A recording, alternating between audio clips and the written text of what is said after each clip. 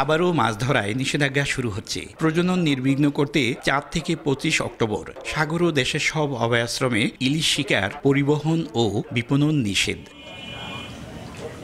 নিষেধাজ্ঞার 22 দিনে বেকার হয়ে পড়েন চাঁদপুরের জেলেরা। এরই মধ্যে তীরে ভিড়তে শুরু করেছে অনেক নৌকা ও ট্রলার। প্রায় 1 মাস তাদের কাটাতে হয় কষ্টের জীবন। তাদের অভিযোগ, দেশে ইলিশ ধরা বন্ধ হলেও এ সময়ে ভারতীয় জেলেরা সাগরে মাছ ধরে। অন্যদিকে সরকারি খাদ্য সহায়তা মেলে না ঠিকমতো। এ কারণে অনেকেই বাধ্য হয়ে আইন ভঙ্গ করে নদী ও সাগরে নামেন। সঠিক সময়ে খাদ্য সহায়তা বিতরণ ও প্রতিবেশী দেশের সঙ্গে মিলিয়ে নিষেধাজ্ঞার সময় নির্ধারণের দাবি জেলেদের।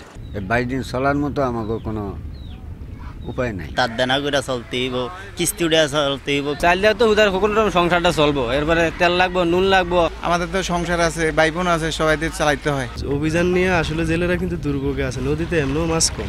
জেলেদের পর্যাপ্ত পরিমাণ সাহায্য সহায়তা দেয়, তাহলে তারা নদীতে নামবে না। মৎস্য গবেষকরা বলছেন, অভয়াশ্রমে জেলেদের নিয়ন্ত্রণ করা গেলে মা ইলিশ নির্বিঘ্নে ডিম ছাড়তে পারবে। 10 ভাগ ডিমও রক্ষা পেলে সফল হবে সরকারের এই কার্যক্রম।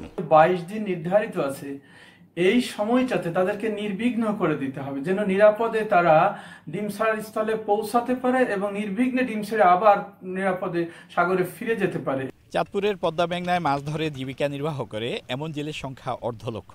তার মধ্যেই এবারে প্রথম সরকারি তালিকায় থাকা 43,000 জেলেকে 30 কেজি হারে চাল বিতরণ করবে সরকার। এবছর জেলেদের খাদ্য সহায়তা সঠিক সময়ে পৌঁছানোর আশ্বাস জেলা প্রশাসনের। বলে যে তারা চাল কম পায়, এই জন্য আমরা তাদের জন্য 30 কেজির একটা বস্তাই আমরা রেডি করব, যাতে কোনো জনপ্রতিনিধি তাদেরকে কম দেওয়ার অভিযোগটা না শুনতে হয়, যে কোনো কোথাও থেকে তারা চাল কম পাচ্ছে।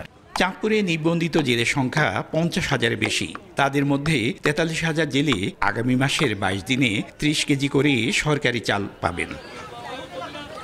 ফারুক আহমদ, সময় সংবাদ, চাঁদপুর।